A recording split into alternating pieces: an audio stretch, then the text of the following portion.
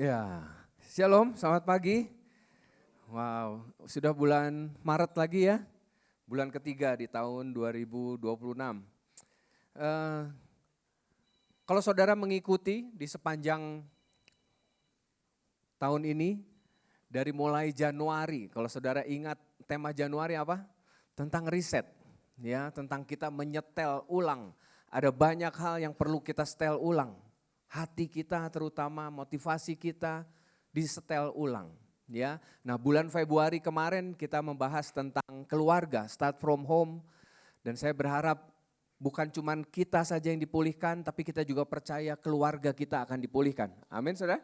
Nah bulan Maret ini kita diajar juga bahwa kita berkat kita kepemulihan yang Tuhan beri dalam kehidupan kita gak cuma berhenti sampai di keluarga kita.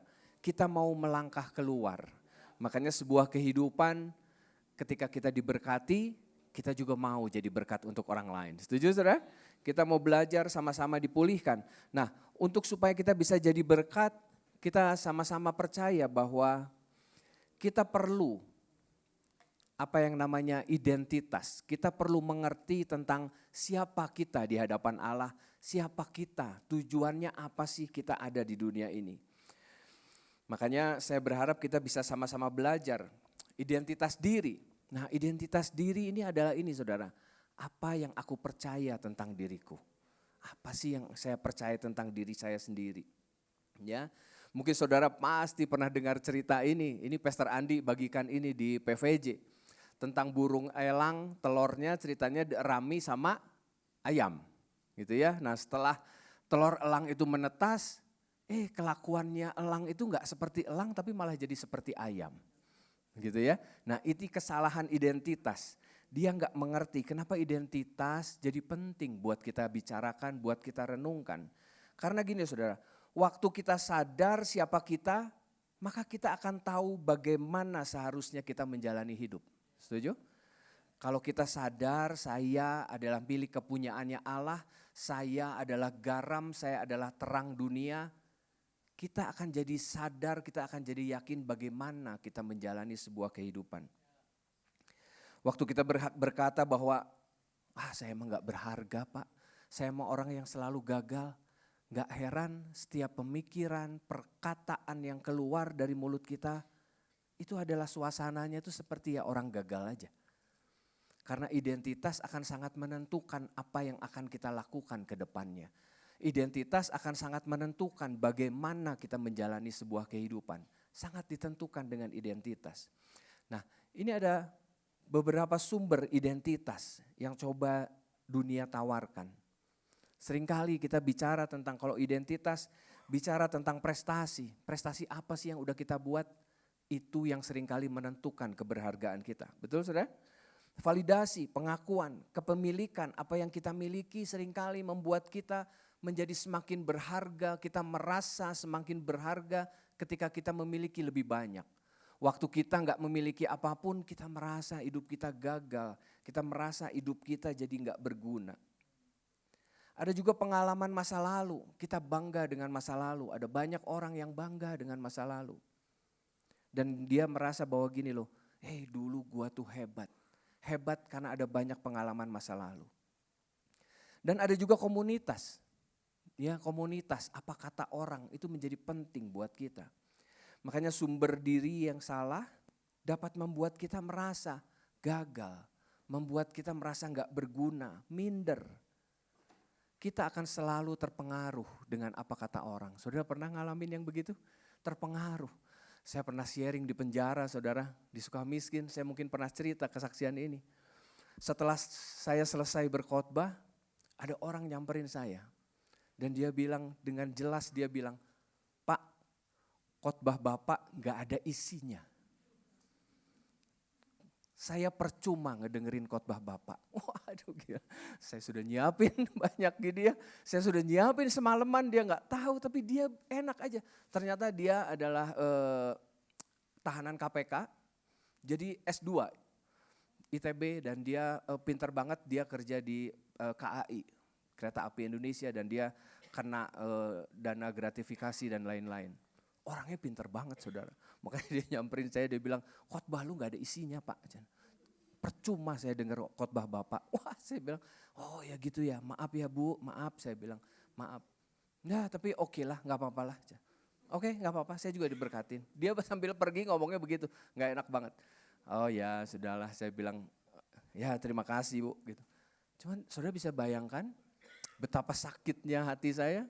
Saudara bisa bayangkan betapa gua udah nyiapin ini semalaman buat sharing di depan elu, gitu ya.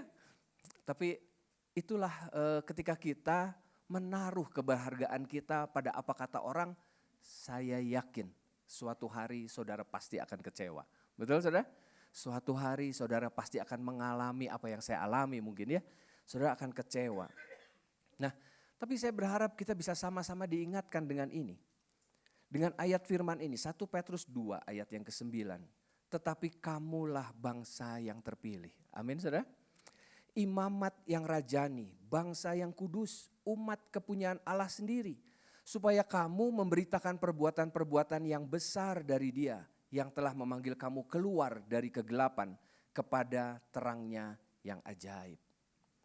Kita ini milik kepunyaannya Allah, bangsa yang terpilih, imamat yang rajani, kepunyaan Allah sendiri. Nah, sadarkah saudara bahwa semua status-status itu tuh sifatnya diberikan sama Tuhan, betul? Kalau kita mengusahakannya, gak mungkin lah kita terpilih saudara, benar? Dengan segala kekacauan, dengan segala dosa dan kekurangan kita, gak mungkin kita bisa dikatakan dalam firman Tuhan, kamu tuh bangsa yang kudus. Kita jauh dari kekudusan saudara. Kamu tuh milik kepunyaannya Allah sendiri, Allah itu kudus, kita mah jauh. Makanya semua status itu diberikan sama Allah buat kita. Maka yang perlu kita percaya adalah gini loh. Kepercayaan kita sama firman, sama apa yang Allah katakan jadi penting untuk kita renungkan. Kita bisa aja bilang gak mungkin Pak, saya mah gak mungkin jadi bangsa yang kudus. Gak mungkin saya jadi raja. Tapi firman Tuhan bilang seperti itu. Makanya kepercayaan kita sama firman menjadi sesuatu yang penting untuk ada dalam perjalanan kita. Kita sudah dikasihi, kita sudah diampuni, kita dipilih sama Tuhan. Bahkan ini ada ayat yang menegaskan juga. 1 Yohanes 4 ayat yang ke-10, inilah kasih itu.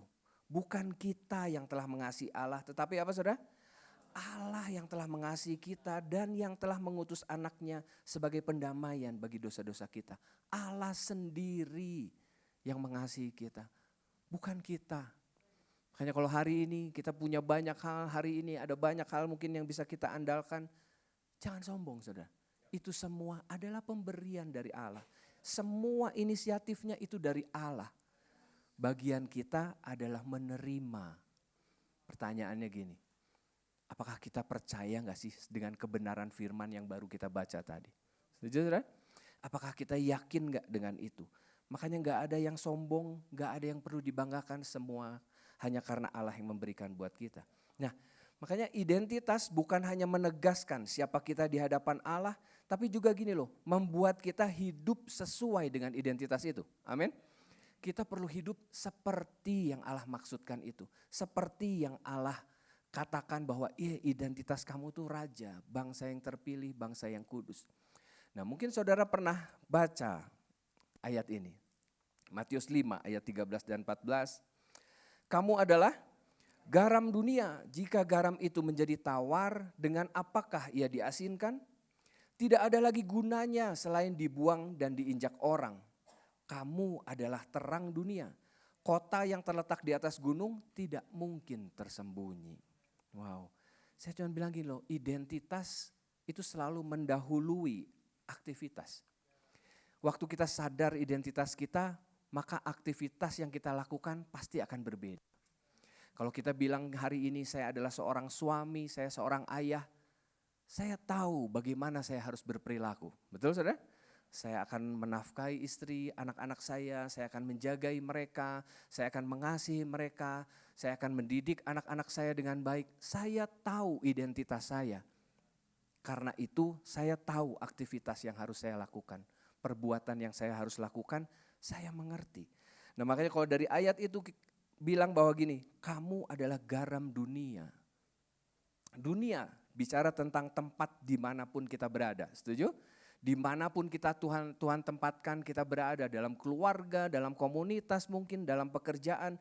Dunia bicara tempat di mana Tuhan tempatkan kita. Adalah sebuah tempat di mana Allah menciptakan kita di situ. Tuhan mau kita hidup sesuai dengan identitasnya garam. Setuju saudara? Makanya arti kata garam yang pertama bicara tentang gini, memberi pengaruh. Betul? Garam dan terang selalu bicara tentang pengaruh. Garam bicara tentang pengaruh.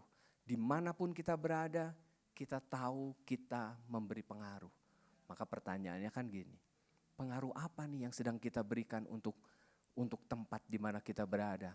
Kalau bulan lalu kita bicara tentang start from home dalam keluarga saudara, sebenarnya pengaruh apa sih yang saudara lakukan dalam rumah saudara?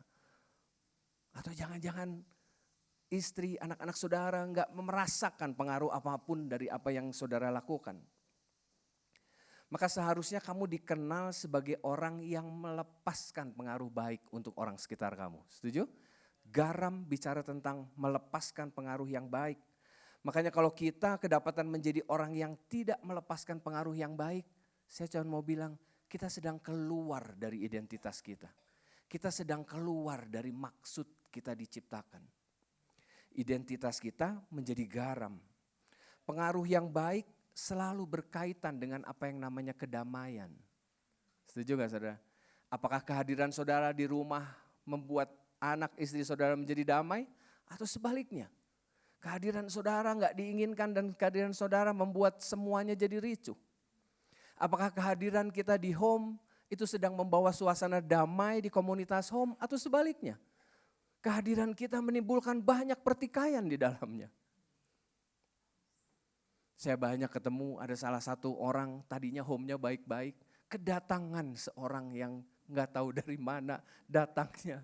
Dan masuk ke situ home-nya jadi acak-acakan, ribut sana ribut sini. Home-nya jadi terbelah dua, ada kubu sana kubu sini. Coba dicek. Jangan-jangan home kita seperti itu. Itu yang membuat banyak home bilang, Sur jangan dimasukin jiwa baru dulu. Jangan, cukup segini dulu, kita cukup. Kalau beberapa hari yang lalu saya bahas tentang gesekan saudara ya. Bahwa besi menajamkan besi gitu ya. Manusia menajamkan sesamanya. Seringkali kehadiran kita membawa malapetaka untuk komunitas. Seringkali kehadiran kita enggak membawa damai, malah sebaliknya. Padahal kita dipanggil menjadi garam. Garam bicara melepaskan pengaruh yang baik. Dan salah satu pengaruh yang harusnya berasa adalah bicara tentang kedamaian. Setuju saudara? Makanya coba direnungkan, apakah kehidupan kita sebagai pembawa damai atau keberadaan kita justru sebagai pemicu masalah? Karena ternyata ini saudara, orang yang merusak hubungan adalah orang yang tidak mengerti identitasnya. Setuju saudara? Orang yang membawa kekacauan dalam komunitas, dalam keluarga, jangan-jangan mereka tidak mengerti identitasnya. Identitas garam harusnya membawa damai untuk orang sekitar. Waktu kita sadar kita pembawa damai, kita akan hidup dengan bijaksana. Keputusan yang kita buat, perkataan-perkataan yang keluar dari mulut kita harusnya bijaksana. Mikir dulu kalau mau ngomong. Setuju saudara? Mikir dulu kalau mau ngomong. Mikir dulu kalau mau bertindak. Kalau salah bilang salah, kalau benar bilang benar. Kalau bolanya out bilang out, kalau bolanya masuk bilang masuk. Lebih dari itu berasal dari setan gitu ya. Firman Tuhan bilang seperti itu. Ini saya lagi nyindir Ko Isman. Kita sering berantem karena out, masuk, out. Oh aduh gitu ya. Iya boleh ya. Kita sering kali tidak bijaksana dalam hidup. Padahal kita dipanggil jadi garam dimanapun. Setuju saudara? Di rumah, di lapang badminton, di lapang padel mungkin. Kita dipanggil juga jadi garam. Gitu ya. Hidup kita harusnya bisa memancarkan kasih Tuhan. Setuju ya? Memancarkan kasih Tuhan lah. Kasih karunia itu dibagikan. Kita tahu kita orang yang dikasihi, kita tahu orang yang dicintai sama Tuhan, saatnya kita mengasihi orang lain. Saatnya kita juga berbagi hidup dengan orang lain. Makanya gini, semua orang yang melihatnya akan bersyukur karena keberadaan kita di tempat itu. Keluarga kita akan mengucap syukur, aduh bersyukur ya saya punya papi yang baik, bersyukur saya punya mami yang baik. Bersyukur saya punya anak-anak yang baik. Ada banyak ucapan syukur di mana kita ditempatkan. Cara kita mengeluarkan kata-kata, omongan-omongan kita, coba dicek. Coba dicek, perkataan yang keluar itu harusnya membangun orang lain. Perkataan yang keluar dari mulut kita harusnya memberi semangat buat orang lain, buat anak-anak kita, buat suami kita. Bukannya mematahkan, bukannya mengacaukan. Makanya bicara tentang pengaruh gak bisa terlepas juga dengan apa yang namanya melayani. Setuju saudara? Ya kita gak bisa bilang kita mengasihi keluarga kita kalau kita gak pernah melayani.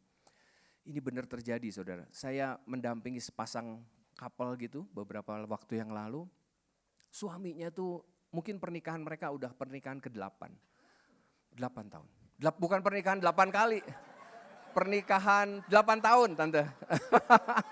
Kaget. Salah. Pernikahannya sudah 8 tahun. Nah gitu ya. Nah disinilah kita perlu kasih karunia tante. Tante harus mengampuni saya. Sudah diampuni, terima kasih. Nah dia sudah married 8 tahun dan dia bilang gini, kok pernikahan teh gini ya. Pernikahan teh gue teh nyari duit buat anak, nyari duit buat istri, nganter sekolah, nganter kerja juga mati-matian buat anak. Terus hidup buat saya teh apa ya kok? Keuntungannya buat saya menikah teh apa ya? CLCC itu Pak, CLCC. Dia diberkati di CLCC. Waduh. Dan dia tanya gitu, dia bilang, buat apa ya saya menikah? Saya emang gak merasakan apa-apa tuh. Saudara pernah mengalami hal yang sama? Seperti ada kebingungan. Jadi gini loh, waktu kita mengasihi tidak diikuti dengan kesadaran bahwa kita harus melayani, akhirnya begitu saudara. Akhirnya kita jadi bingung sendiri, kok gak merasa saya dapat apa-apa ya. Keberadaan garam selalu bicara tentang melayani, selalu bicara tentang berkorban untuk orang lain. Tapi ada banyak orang hari-hari ini bukannya berkorban untuk orang lain, malah mengorbankan orang lain. Kita senang dengan itu, tanpa sadar kita melakukan itu. Nah makanya ini kalau kita sadar bahwa kita adalah garam dunia, maka hidup kita akan membawa pengaruh yang benar. Setuju saudara? Keluarga saudara akan merasakan pengaruh yang baik atas kehadiran saudara. Membawa damai dalam setiap hubungan. Menyatakan kasih Tuhan untuk orang lain. Coba dicek apa yang kita lakukan, apa yang kita katakan, apa yang kita kerjakan untuk keluarga kita, untuk komunitas kita. Coba dicek apa menyatakan kasih Tuhan enggak ya. Dan yang terakhir berani berkorban bagi orang lain. Berani berkorban. Karena tanpa melayani gak mungkin saudara bilang saudara mengasihi. Benar saudara? Kita gak mungkin mengasihi tanpa melayani. Gak mungkin. Makanya kalau cara hidup kita seperti ini, saya yakin keberadaan kita sebagai identitas garam itu akan menarik banyak orang. Setuju? Datang kepada Tuhan. Akan membuat Tuhan tuh dimuliakan dengan apa yang kita lakukan. Tapi sebaliknya saudara, jika garam itu menjadi tawar, dengan apakah ia diasinkan? Tidak ada lagi gunanya selain dibuang atau diinjak orang. Kalau saudara gak melakukan yang tadi itu, gak heran kita akan dibuang dan diinjak orang. Kita akan direndahkan. Arti kata tawar itu bicara tentang menjadi bodoh atau kehilangan kualitasnya. Garam kalau gak asin itu kehilangan kualitas. Maka hidup kita kalau gak memberi pengaruh yang baik, hidup tidak bijaksana, hidup gak bisa melayani. Firman Tuhan bilang kualitasnya itu udah gak ada lagi dalam hidup. Kita hilang kualitasnya. Identitas kita sebagai garam gak berasa apa-apa. Makanya saya berharap saya juga percaya bahwa Tuhan gak mau kita dikenal sebagai orang yang bodoh. Amin saudara? Sebagai orang-orang yang hilang kualitasnya. Maju ke ayat yang ke-15. Kamu adalah terang dunia. Kota yang terletak di atas gunung tidak mungkin tersembunyi. Lagi pula orang tidak menyalakan pelita lalu meletakkannya di bawah gantang. Terang itu selalu bicara tentang identitas yang terlihat. Setuju saudara? Terang itu bicara tentang dimanapun kita berada kita akan dilihat orang. Terang gak bisa disembunyikan. Terang bicara tentang kesaksian hidup dan karakter yang memancarkan Kristus. Itu terang. Terang adalah identitas. Dan saya berharap kita sadar bahwa keberadaan kita itu selalu dilihat oleh orang lain. Betul gak saudara? Saya 2-3 hari yang lalu ketemu senior saya. Dia tahu saya jadi pendeta. Dia cuma nyamperin saya, dia bilang gini, Sur, lu udah jadi pendeta sekarang. Hidup yang benar ya. Dia cuma bilang gitu, hidup yang benar. Motivasi yang benar dalam melayani. Oh siap om, siap saya bilang. Doakan saya ya supaya saya bisa hidup benar. Saya bilang ya hati-hati ya banyak pendeta jatuh, banyak pendeta bikin kekacauan di sana. Tapi lu jangan. Ya siap om. Sadarkah saudara bahwa kehidupan kita sedang dilihat oleh banyak orang?